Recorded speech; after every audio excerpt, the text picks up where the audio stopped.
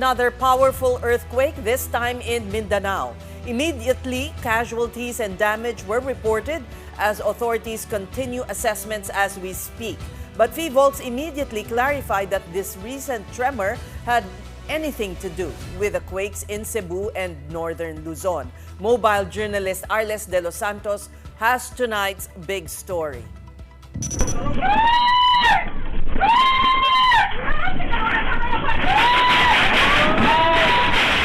Strong shaking startled residents of Manay, Davao del Norte this morning.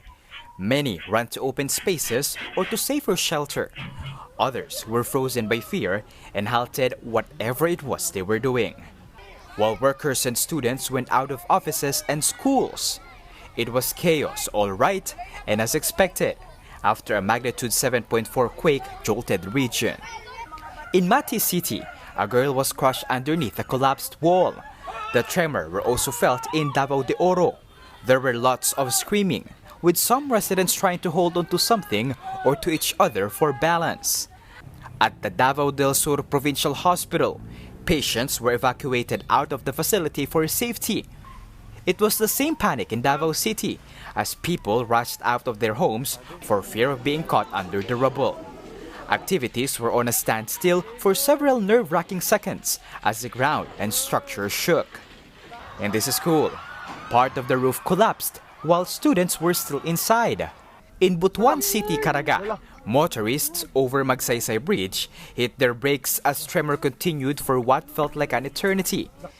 In already quake-stricken Cebu, the quake was felt as well. The shaking was not only experienced down south.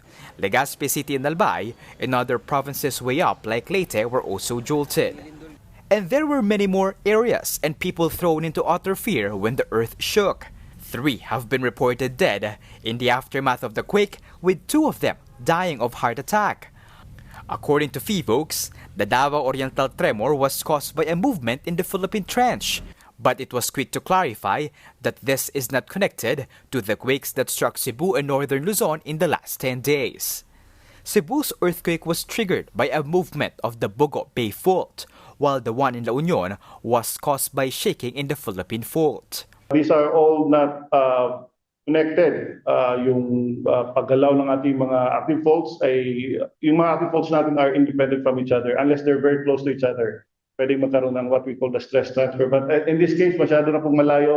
These are all normal activities. The Philippines is very much active tectonically, and we have more than 180 active fault segments, and we also have 6 trenches. And there's always this possibility na magkakaroon ng paglindol sunod-sunod. PHIVOLCS issued a tsunami warning along the coastal area in Manao, Davao Oriental minutes after the quake. The alert was lifted after a couple of hours, and fortunately, the feared tsunami did not happen.